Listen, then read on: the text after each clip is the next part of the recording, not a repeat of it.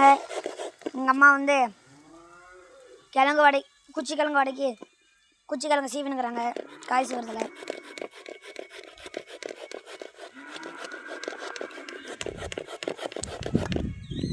வடைக்கு என்னம்மா குழம்பு?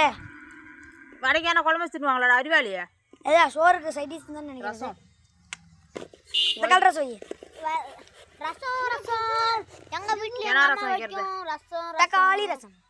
புளி ரசம் வச்சா? தக்காளி ரசம் வைக்கலாம், விஷம் மாதிரி வைப்பேன். அம்மா தக்காளி ரசம் அன்னைக்கு இது ரசம் வைக்கணும் நல்லா தான் இருக்குது. விஷம் மாதிரி அன்னைக்கு. ஆமா அன்னைக்கு விஷம் மாதிரி தக்காளி ரசம் தான் அப்படியே சூப்பரா அமிர்தம் மாதிரி இருக்கும். சாதா ரசம்லாம் விஷம் மாதிரி இருக்கும், தக்காளி ரசம் அமிர்தம் மாதிரி இருக்கும். அதானே தக்காளி இனிமேல் வீட்டில் ரசமே வைக்க மாட்டேன் போங்க. ஐயா தக்காளி ரசம் வை. ஏன் உனக்கு தக்காளி ரசம் பிடிக்காதனால வைக்க மாட்டியா? எனக்கு தக்காளி ரசம் பிடிக்காதுன்னு யார் சொன்னது? அப்படியே வைக்க மாட்டேங்க. கொட்டை அந்த இந்த தள்ளி கொட்டை அப்புறம் இந்த இது ரசம் தக்காளி தண்ணி கோட்டை அடுத்து நம்ம சொல்றதெல்லாம் கேட்குமா? தண்ணி கோட்டை நாளைக்கு வச்சுக்கலாம், வேச்சு பொரியல் பண்ணிக்கலாம், பருப்பு குழம்பு வச்சுக்கலாம். பருப்பு சாம்பார். பருப்பு சாம்பார் ரசம் நாட்டு பருப்பு. எனக்கு எப்போ பார்த்தாலும் ரசமே வை.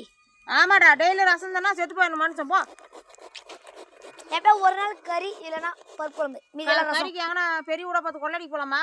இல்லை எப்பயாவது பருப்பு குழம்பு வை இல்லைன்னா எப்பயாவது ரசம். ஞாயிற்றுக்கிழமை நாள் மட்டும்தான் கறி. போ வாழ்க்கையில் 5 நாள் வாரத்தில் 5 நாள் ரசம். டே வாரத்தில் 5 நாள் இல்லை, வாழ்க்கையில் 5 வருஷம் ரசம், வாழ்க்கையில் 1 வருஷம் பருப்பு குழம்பு, வாழ்க்கையில் 1 வருஷம் கறி. ஆமாம், ஒரு வருஷம் தின்னா மனுஷன் ஆள் அவுட் ஆயிடுவான். தலைக்கு சீக்கிரம் குள்ளா போட்டு பேலங்கோட்டை போட்டு போக வேண்டியதுதான். போய் ஓட்டையில் காலை நீட்டி போட்டு மோளாச்சுக்கு போட்டு வந்துடுவாங்க.